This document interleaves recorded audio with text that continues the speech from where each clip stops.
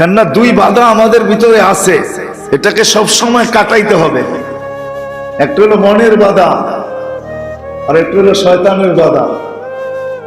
মনের বাধা, শয়তানের বাধা। এই জন্য তরতিব শিখাইছেন, এই জন্য তরতিব শিখাইছেন আল্লাহ, আল্লাহ রসুল, আল্লাহ শিখাইছেন তরতিব।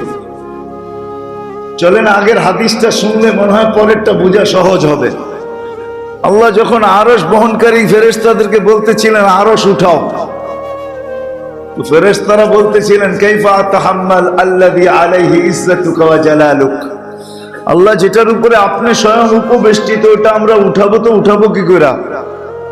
এত শক্তি তো আমাদের হওয়ার কথা না। তো আল্লাহ বলছে লা হাওলা ওয়ালা কুওয়াতা ইল্লা বিল্লাহ, পড়ো